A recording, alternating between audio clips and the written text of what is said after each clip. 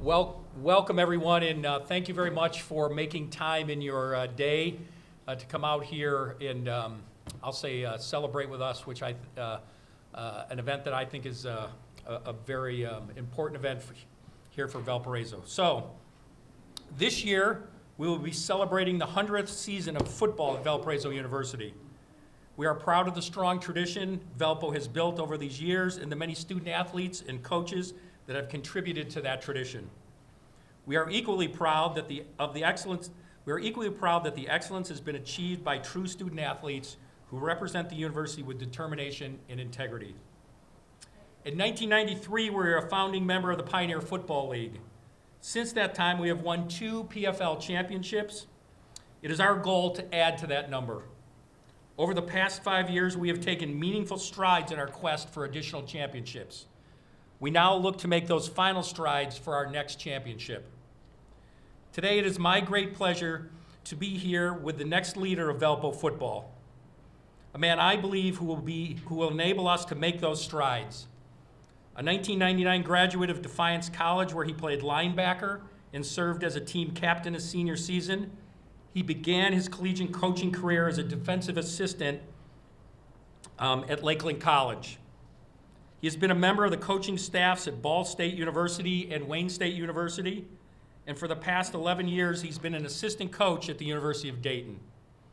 The past 8 as the defensive coordinator.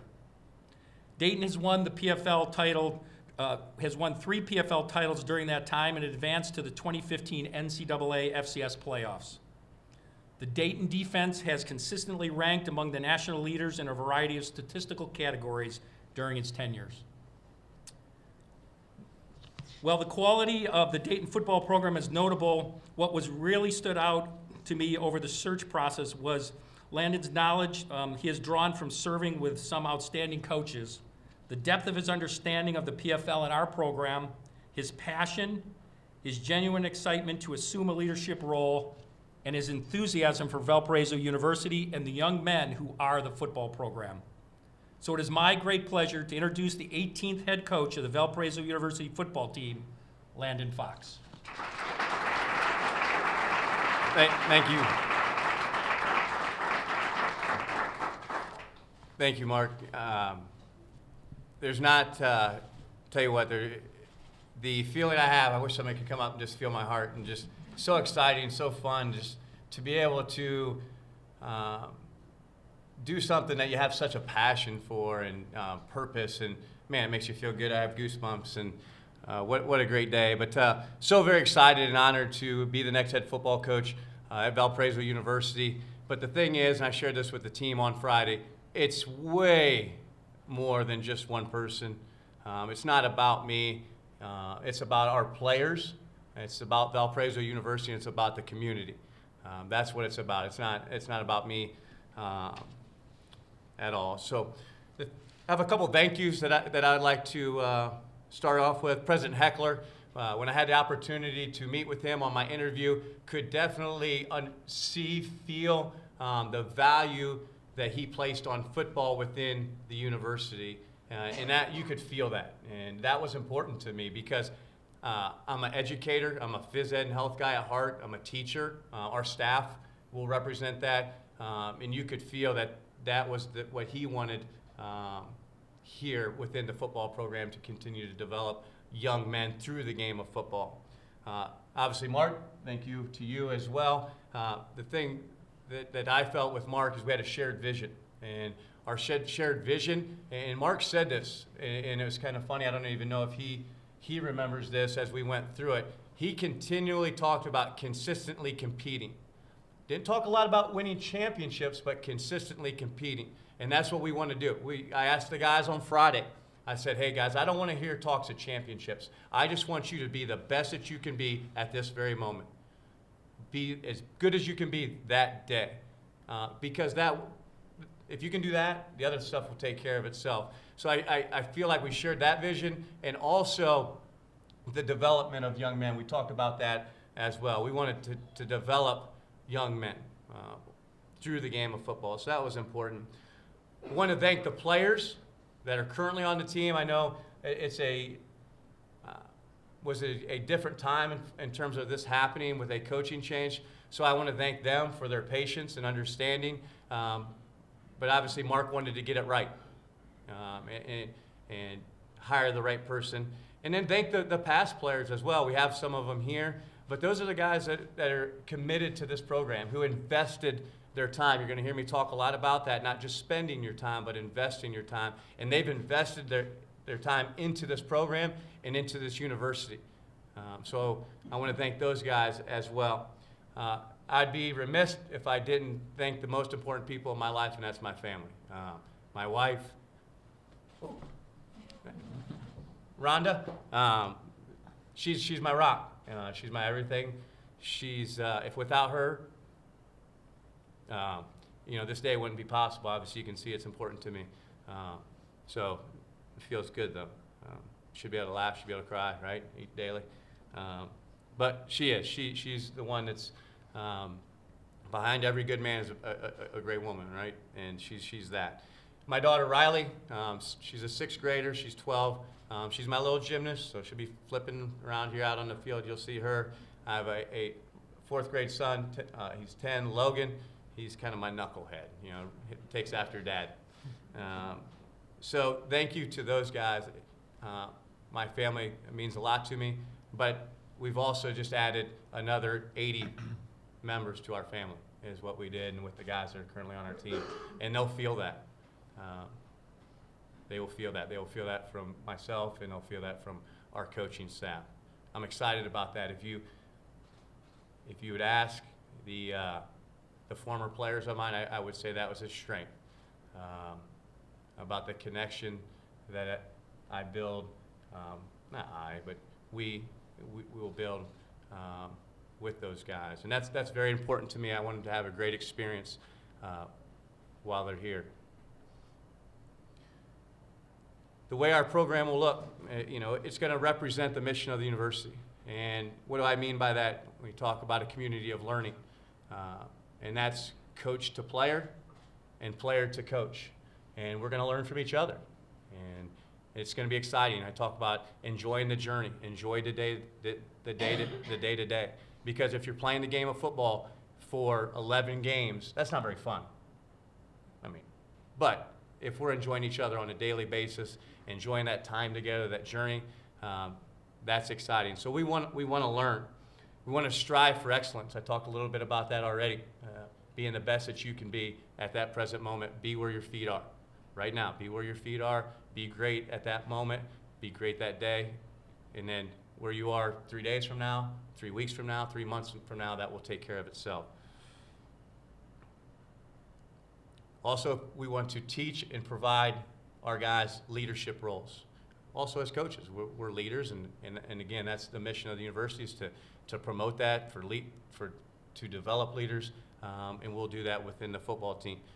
We want to use the game of football, what I always talk about, and this has become a little easier up here than I thought it might be, just because it's kind of what I talked about in my interview, about we're going to use the game of football to teach and develop young men, and part of that is leadership and how they can not only be good while they're here at Valparaiso University, but then after, how they can be good fathers, good husbands, good people. Those are things that are very important to us. And then we're going to serve. We're going to serve each other. We're going to be great teammates, care about each other. We're going to serve this university, Valparaiso University, and we're going to serve the community. And those are important because, as everybody knows who's served and give back, when you give, you get. And there's no better feeling than when you give.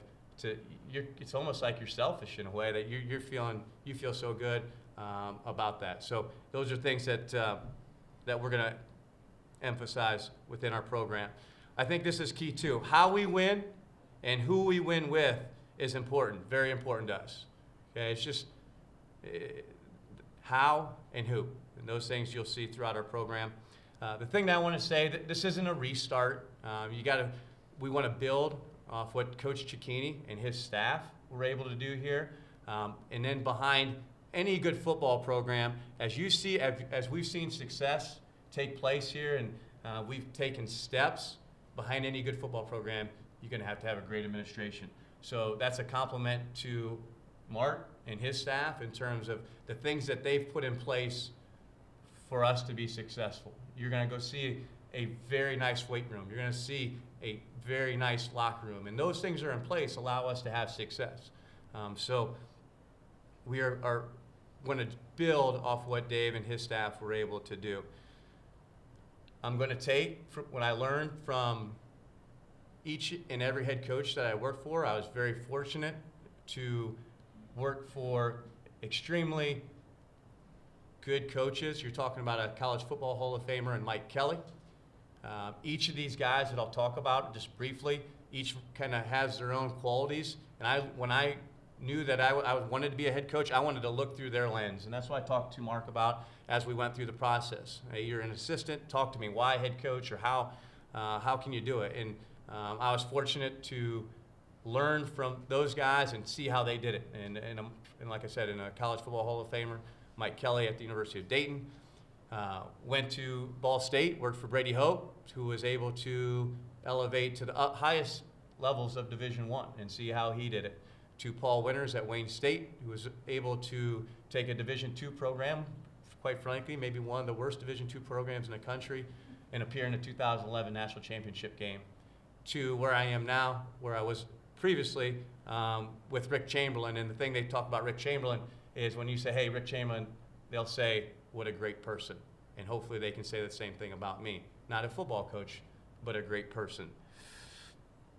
The thing I always say, and I kind of said this already, but guys, I always say, I'm not the smartest guy in the room, okay? I'm just a phys ed, health guy, and I joke about that. But the thing that I'll do is I'll work.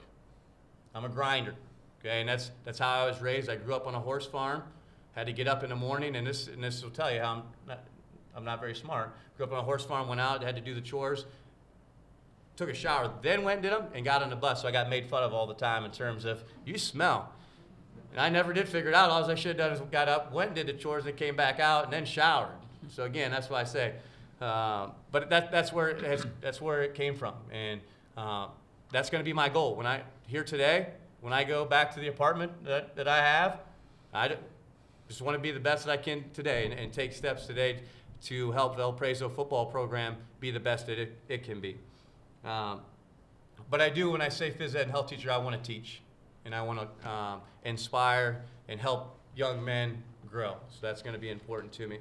To use the game of football to teach.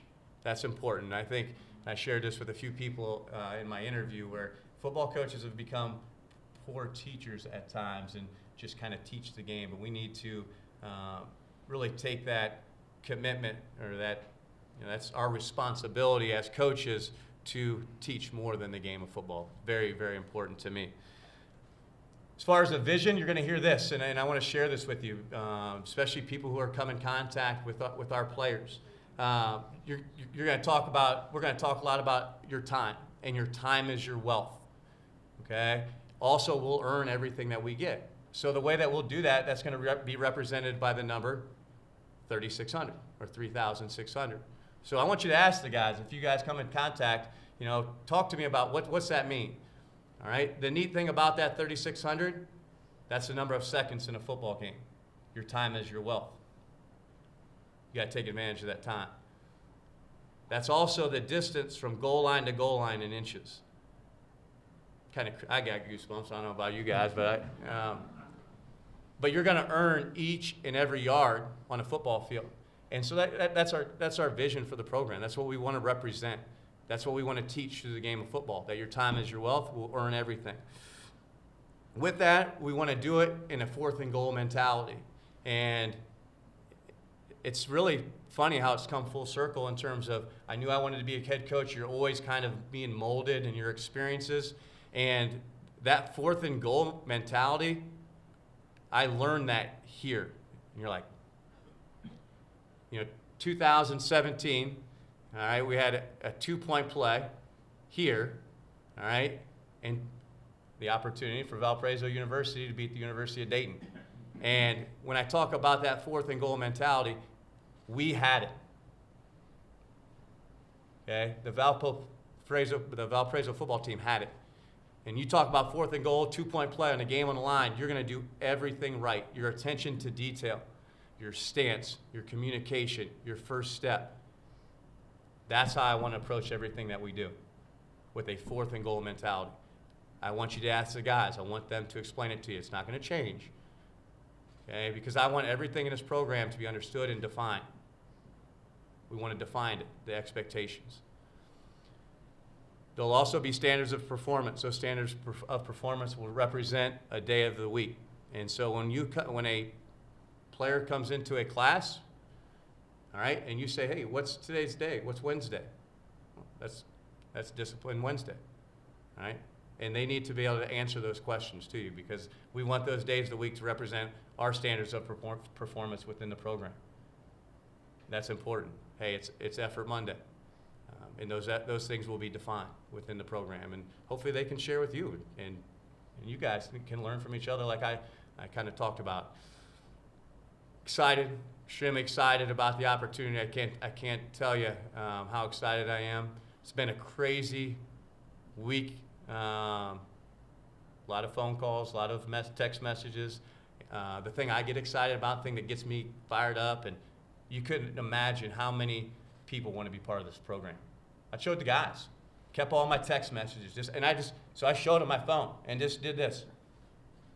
And I did it for about 30 seconds of people who wanted to be part of this football program in this university. And that's exciting. That's exciting for me. It should be exciting for you.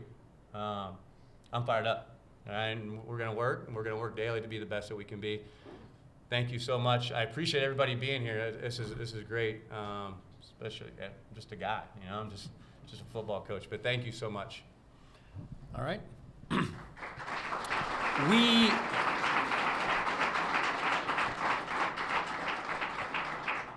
We're going to take the thank you, Coach. Appreciate it. Thank you very much. We're going to take the opportunity now to let members of the media ask questions if they have any. So, questions, anyone? Or did he do such a good job outlining his vision that you guys are good? Right.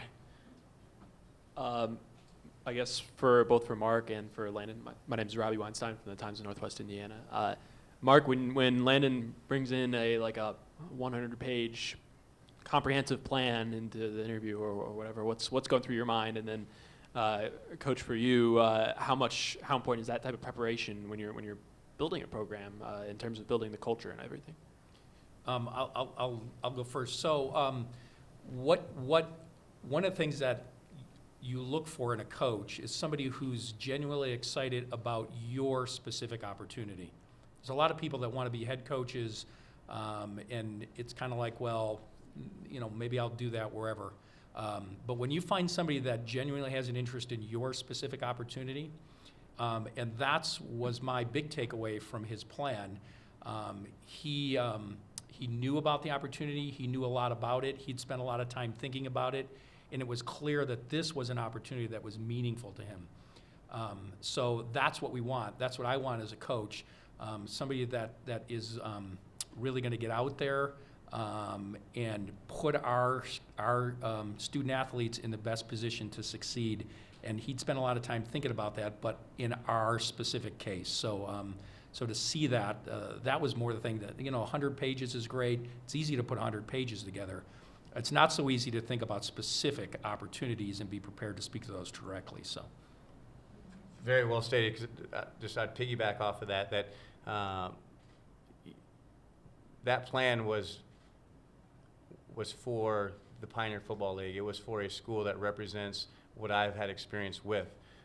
But also within that plan, I wanted to give confidence within the people I met with. And there were times when I looked out and when it had questions, and I would say, hey, look at right here on this page. Because like Mark said, to his point, I could have just ran 100 pages off and put them in a book and not made any reference to what's going to allow us to have success.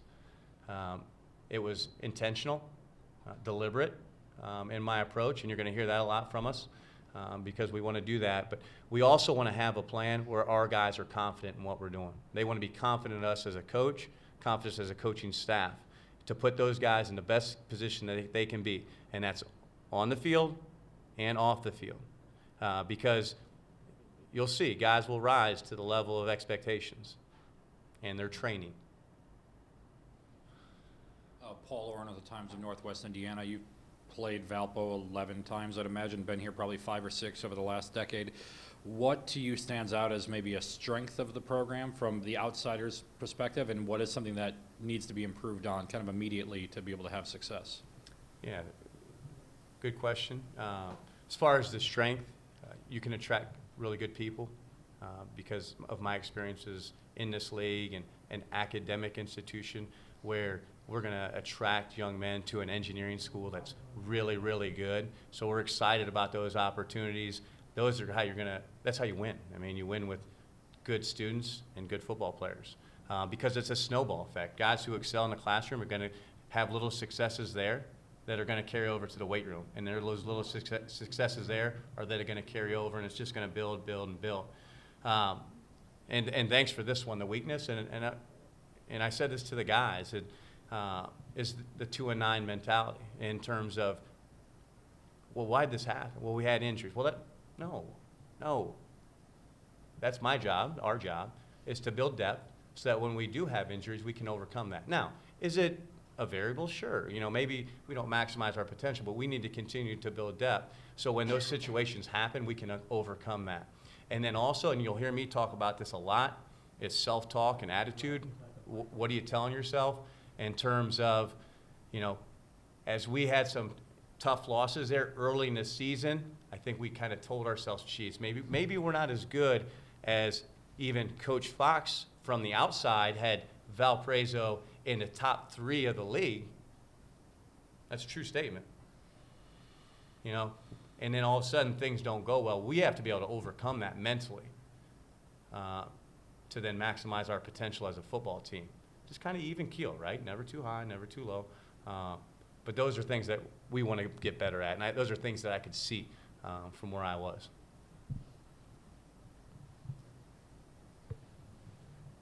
Landon, just you talk about not focusing on championships and just sort of being in the present. Just what sort of goals do you outline for the program when you kind of take that perspective? Yeah, it's simple. That's where, and that's a great question too, and the guys will hear this. Like, we need to eliminate mental clutter. Sometimes there's too much being said, too much going on here. Keep it simple, all right? Just be where your feet are, be the best that you can be at whatever you're doing. And those are the things that are going to allow us to have success, because just think about it. You're talking in terms of an 18 to 22-year-old young male. What all does he have going on? I think it's just football. That's what I think. Well, there's a lot more that's going on in his life than football. We need to be conscious. We need to be aware of that so that then we can help maximize his potential as a player. And when we understand those other things that he's going through, then we can maximize his ability as a player. And when he knows we care about him, that's the key. He needs to know that we care. And the one thing you'll see is that we're going to put a staff together they're going to have fun. Now, it's going to be tough, really tough. It's going to be hard, but we got to embrace hard. I get excited, like you guys are my team. Like we have to learn to embrace things being difficult. But that's what's going to allow us to have success. Could you talk about what your basic defense at Dayton has been over the years and how that will translate to Valparaiso? Yeah, easy answer. Just in terms of developmental, you have to develop players. So as you're playing with older guys, this is a developmental league, especially an academic league where they're choosing university because of academics, novel concept, right? University academics versus just football. So with that, I think comes development, and we want to make sure that we're developing those guys over time so that when they're playing as juniors and seniors, they understand exactly what they're supposed to do. And we're going to keep the scheme simple. It could be offense, defense, special teams, I don't care what it is. Keep it simple. When it's simple and the guys understand where they're supposed to go, they'll have confidence in us, they'll have confidence in themselves, and they'll play very fast. And that's what we've been able to do at the University of Dayton while I was a defensive coordinator. And very proud of those guys in terms of the success they had as a defensive unit. To give up 19 points a game in 10 years, there may not be another program in the country. I don't look at it. I waste my time looking that up. I'm excited to do that here.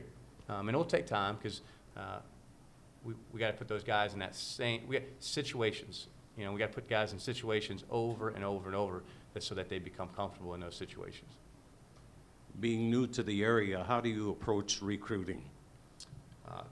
Again, that's where I feel confident in terms of the what, when, where, and who, why behind that. What you want to do is essentially what you want to do is you want to draw a 6-hour radius around the school and really target those cities. I could give you kind of my concept and go clockwise around that. I don't know if we want to bore you with all those details, but really hit that area hard. And then some outlying areas where we've had success here. So in terms of Florida, California, those areas where we need to continue to look where we've had success with players as well. Mark, just how would you describe the hiring process, and are there a few factors that stood out with Landon that kind of separated him maybe from other people that you considered? Yeah, excuse me. Well, as far as the process, there was a certain sense of urgency because of the timing. It's unusual timing. It happened late in the year. Typically, changes like this would happen before the first of the year, at the end of the season. So there was a little sense of urgency, but at the same time, we wanted to make sure that we were thoughtful about who we got, and that we got somebody that we thought, or we were convinced was going to be a good fit for the school and understood us as an institution, because that's really the key. So we did keep the process moving, but at the same time, we tried to be thoughtful about it. I told people there's a huge interest in the program. I mean, it's just huge. There might be 90, 100 people that reached out, said they were interested in. And it's always an interesting process for me when these kind of jobs are open as to who calls. And there are some people that I guarantee you that if I said who called to suggest people, you would all know who they were. So there was a lot of interest. But we knew what we wanted. I'd also say I want to thank, we got input from other people. So Coach Fox had mentioned President Heckler. He was part of the process. It was important that he have the opportunity to meet with the coaching candidates, and that he be able to give me his impressions of those people and how he thought that they would fit the institution. And then we also had some alums that were part of the process as people that have lived our program, have lived it, who understood what it meant. One of them is in the room, Tom Byrne, and I'd like to say thank you to him for his time. We also reached out to Randy Fisher, who's also another alum, and their input and perspectives were invaluable in the process. What was important to me, a couple things I'll mention. First, I said it already, fit. You have to be a good fit, and by that I mean you need to understand what we are as an institution, a private institution with fairly rigorous academic standards. You have to understand that, and that there's certain people that will fit here. You have to understand how to recruit to a place like that. You need to understand how to recruit to an engineering program. You need to understand how to recruit academic students. We clearly had that. I had mentioned before, when you can find a coach that has had the opportunity to learn from some of the coaches that Coach Fox has been with. He talked about Coach Kelly. I think a lot of people would say that by far probably the dean of coaches in the Pioneer Football League. I mean, Dayton has won, 11 or 12 conference championships. That's not by accident, because they have quality people there. And then Coach Chamberlain, who took his place. But Coach Winters, he had mentioned, Wayne State, he did an amazing job. So when you can find somebody that's had the opportunity to learn from people like that, and then he said his passion. I mean, his passion for it from the very first conversation, his passion for it, the preparation that he put into it. I mean, those are the things that you look for. And then I think the results, Dayton's results on the field speak for themselves. We want to be a championship program, and he's come from a championship program. I mean, that speaks for itself. So, and those are kind of the process and things that stood out. And I would say this, he stood out from the very beginning. He clearly stood out from the beginning of the process. And he was in the process pretty early on. We'll just say that.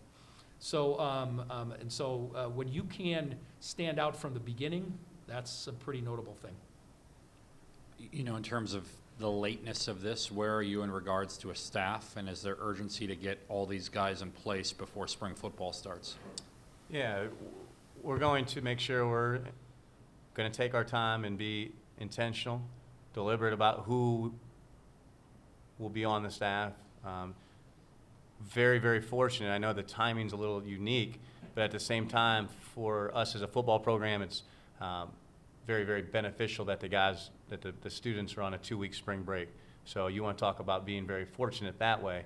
That has been a huge help. Where, again, the interest in jobs amazing, which says a lot about this university and the football program. But take our time. It's a big puzzle in terms of how it all fits together as you kind of manipulate who and where, how those things fit. But we're going to take our time. We're not going to rush. With that being said, I mean, we do have to be ready for the guys when they get back here. We're going to do things a little bit unique in terms of how we want to approach it when they get back. We can't go right into spring ball, so we want to take our time and weights and some conditioning so that, first and foremost, injuries, right? We can't have injuries, so we want to make sure we're ready and prepared for spring football. Mark, you talked at the time when the hiring process kicked off that you were looking for a modern football coach. What about Landon impressed you in that area? Yeah, well, I think football's clearly evolved. I think it's evolved a lot over the last 5 to 10 years. And so Dayton's ability under his Coach Fox's leadership to be able to deal with the way the offenses have evolved. So, Dayton, if you've watched games, if you've seen them, they're really solid on offense, but they can also help control the game because they're really solid on defense, and they've had answers to a lot of different things that people have done, and as things have evolved. A great example of that is, if you look at Davidson this year, Davidson did some really unorthodox things with a new coach in an effort to compete. And I think if you go back and if you'd watch the Dayton-Davidson game, you'd see that they had some good answers to that. So I think when I say modern, it's a matter of understanding how the game evolves, how it has evolved, and being able to understand that and then analyze that and then react to that.